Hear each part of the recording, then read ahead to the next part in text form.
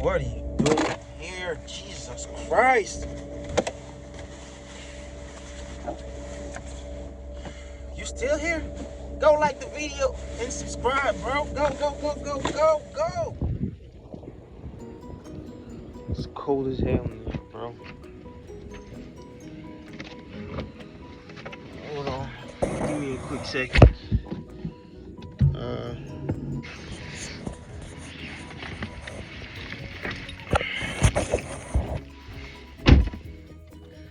What's up with you? I ain't seen you in a minute though. How you? Been good? Yeah, I can tell you. You been good. So look, this is what I've been thinking about, right?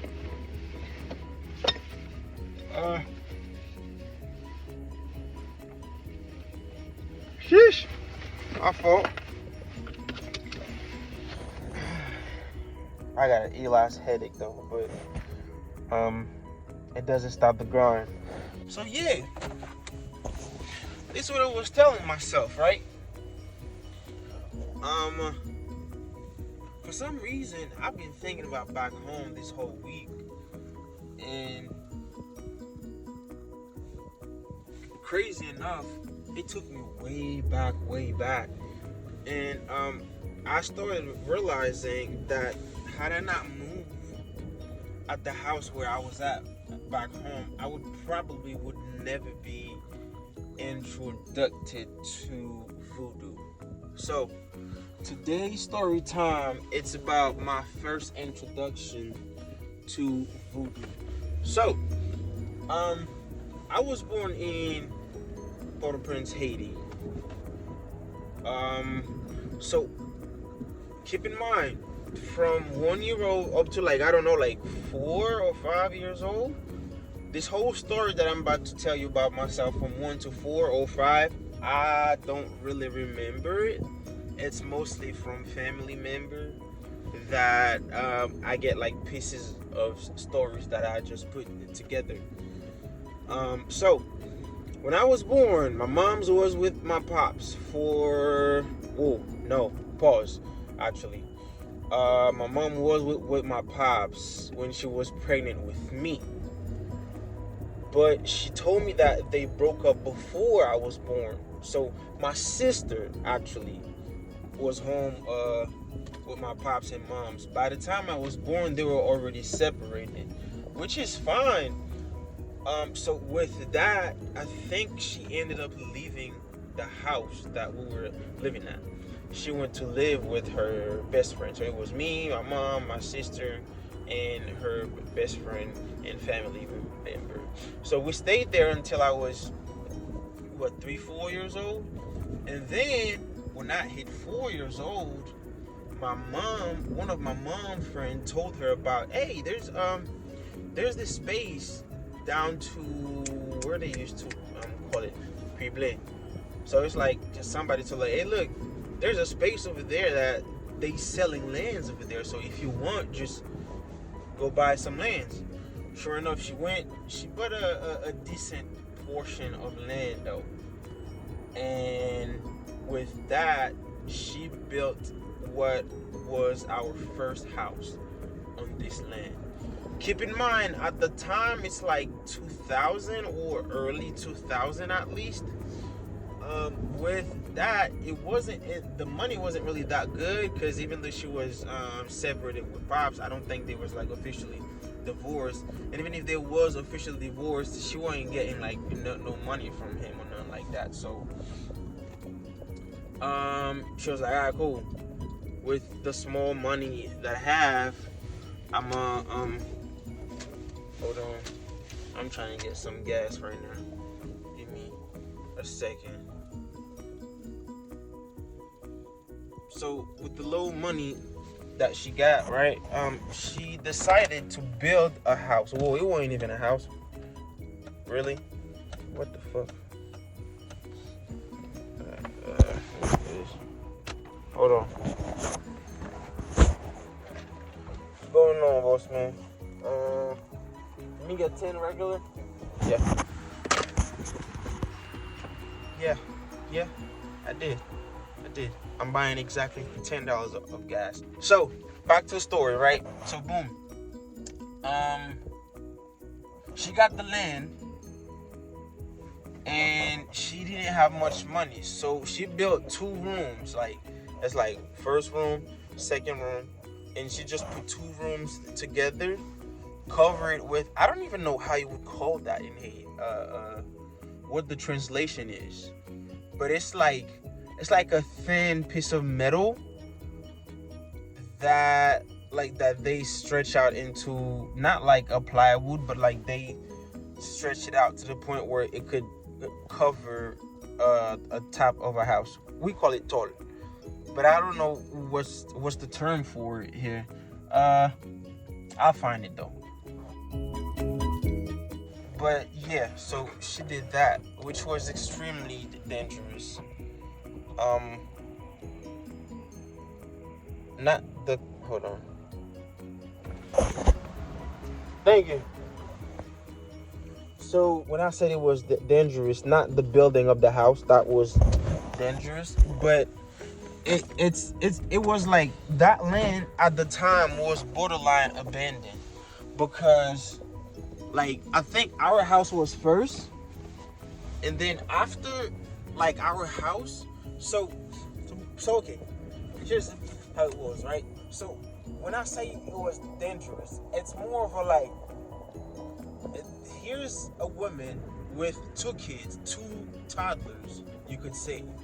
That is now the time with how old I am. Like, I'm like 3-4 years old. My sister's like 7-8 years old. So here's this woman with 2 kids living somewhere where that land was our house. The next house was half a mile down from us, and there wasn't no street or anything. It was like you literally could get out your house and walk a straight shot to whoever house, because it was just like house, land, houses. Because what I clearly remember living in this, like when we first started. Wait, is it snowing? Like what? What I clearly started to remember when we first started living there, which was mad cool for me, for about a year or 2 years, every morning we would get woken up by either the sound of horses, cows, goats, and it was like the coolest thing to me, because it was like literally, it's like our house, land, forest, half a mile down, some other house. So it was the most beautiful thing anybody could think of. Around 11, 12, when it's like, when the sun, no, not 12, like 2, 3 in the evening, if you go outside and you start like running in the bush, there will be hella butterflies just flying. It was green, healthy. It was just what it was. But with all this land, there was one problem, right? So there is people living there. It's just that not enough of us. So we were like scattered everywhere. So with that, there was a group back home, a group of thugs. They used to call them Deshuke, something like that, like Deshuke. So basically what they would do is, right, it don't matter who owned the land. If the land looked abandoned, like ours was, like a house every like half a mile, this group would just pull up to the spot, see it empty, and just decide, all right, cool, now we own this whole area. They could, like, we're talking about like a 2-3 miles radius. This whole area we own, and we're gonna sell it. Mind you, they don't own it though. Somebody own it. But the fact that the group just decide, they just pull up with guns and guns, machetes, whatever that they could find that was threatening at the time, they would just pull it and be like, hey, we own it. Now if you the owner and you pull up and you see 50, 60 motherfuckers on your spot and they say, yo, get out, that ain't yours no more. Yeah, That's ours. You have the only solution you have is probably either go get your own people, which apparently this owner warned about that life, or you go call the police, right? Well, at the time, this area was so damn empty that they didn't even really have like police for it, so he just had to give up. He was like, all right, cool, fuck it. Unfortunately, when they decided to take the whole spot over, my mom and a couple of people, we were already living there and they had already bought the land. These people now, they decide that, hey, look, I don't care if you already bought land from it, I'm taking it. Therefore, you need to move out. So it was just a whole situation though. So that was the first problem. The second problem is that on an empty land like this, when bad people that know bad stuff spiritually, this is where they get to, I don't know, do whatever the heck it is that they do. But I remember specifically at night when me and my mom, we would sleep, it was two distinct sounds. It was the sound of a foot just walking behind the house. It was the sound of a foot literally just walking behind the house. Because do you remember, like, so this is how I could explain it even more for you to understand how the house was built. You know, when you watching this old ass movie like if anybody watched Merlin, like you see how old it was back then, 5,000 BC or some shit like that. The gladiator era, but a little bit older. It's like you would see like in the movie when you see like someone's house, there's no front, back, or like you could enter the house from any angle. So that was our house. So at night, of course, we know the land because we mark it, but there's no gates. So anybody could literally still walk through our land and everything would be just fine. Oh shit, there's pizza. Hold on. Alright, so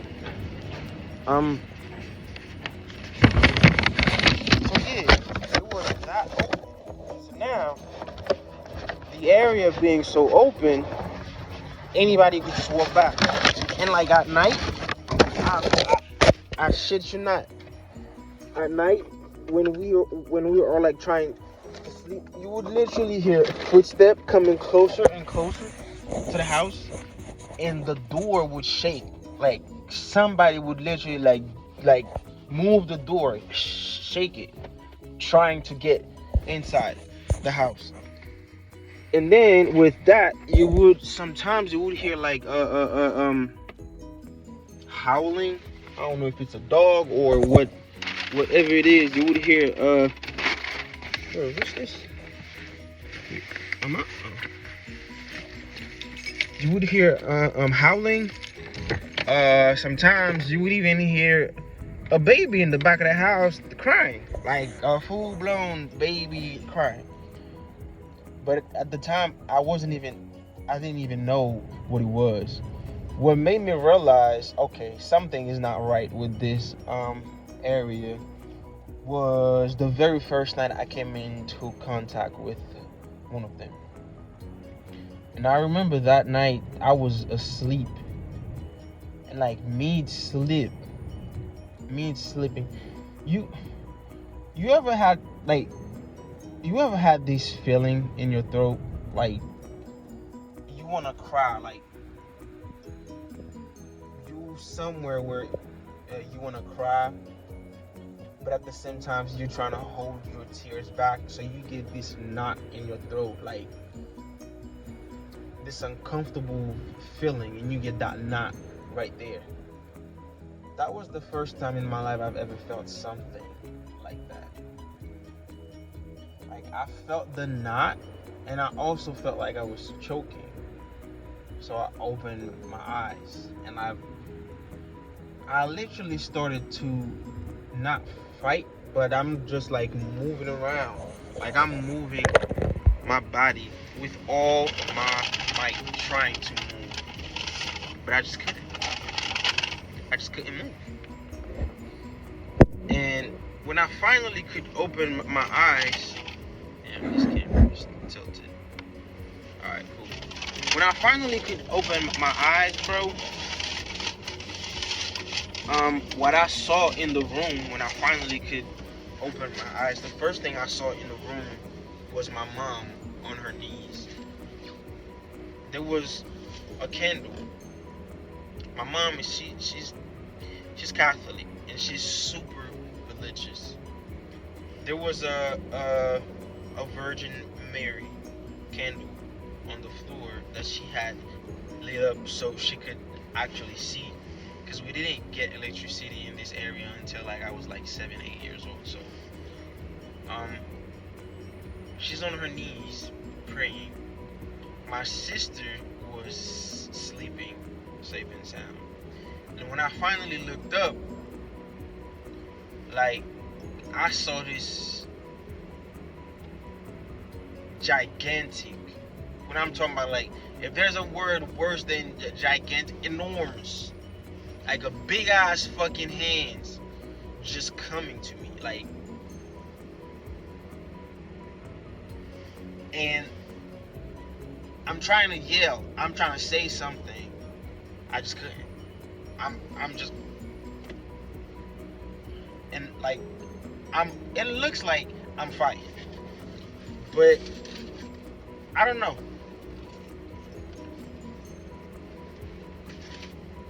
But as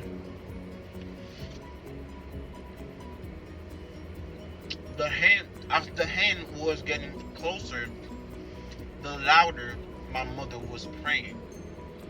So I don't know if it was a product of my imagination. I thought about that for a minute, and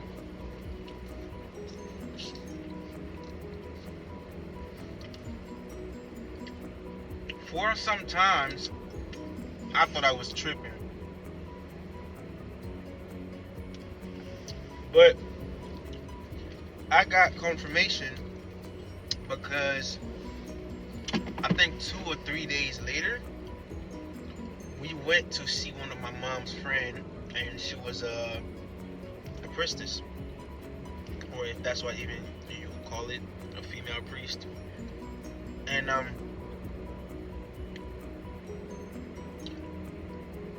she looked at me, and she like soft but worried. Are you okay? Mind you, we didn't even tell her anything. We just walked in. She asked me if I was okay. She pulled my mom to the side. They had their little conversation, whatever it was. And from that day forward,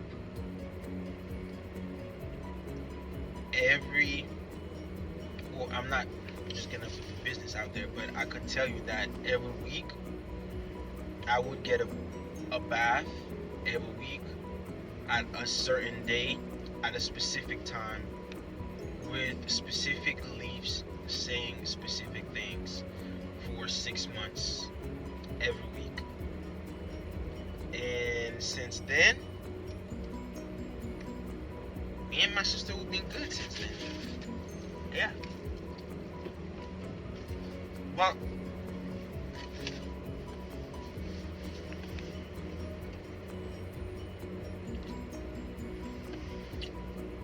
I just find it crazy.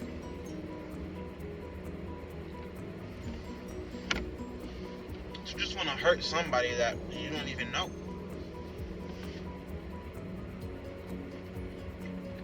Because at the time, we didn't know nobody. And nobody knew us. But, I don't know. It's just crazy to me, bro. But yeah. Because, so this is where all the, after that, my mom had a set of rules and regulation for us. Look, you don't greet people This way, you don't let uh, so you don't shake people's hands. You don't let people put their hands over your head for any reason. You don't eat whoever offer you food. Till this day, I'm like that. Like I would go to someone's house, and unless I've seen you cook the food in front of me, you offer me food, I would just be like, nah, I'm okay. Till this day, I'm still like that. Till this day, I still won't shake everybody's hand. Till this day, I still want people get close to me.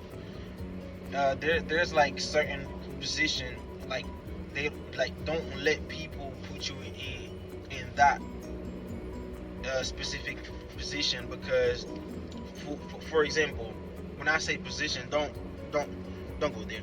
When I say position, I mean like, so let's say you standing right. I was told to never let somebody put their hands on my shoulder next to me. I don't know why, but that's just what I was told. Because apparently there's something that can be done. So I don't know. It was like a set of rules and regulation me and my sister had to follow. That at the end, it just became a part of me. So it's a lot of things that I do nowadays subconsciously. I don't even realize I'm doing them. It's just that it happened, and when I'm asked, hey, what'd you do that for? I don't know. I just did, cause. But yeah, that was one of the times where I came in contact with this. I have like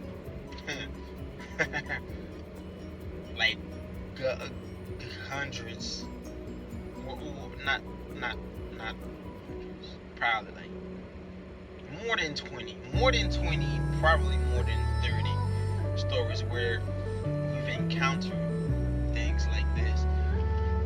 Go to Storytime 1.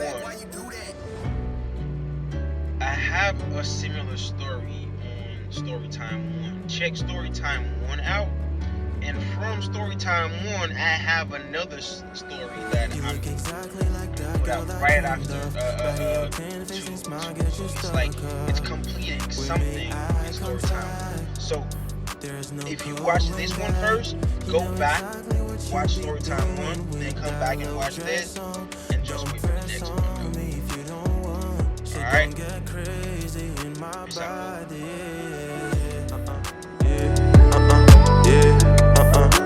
When you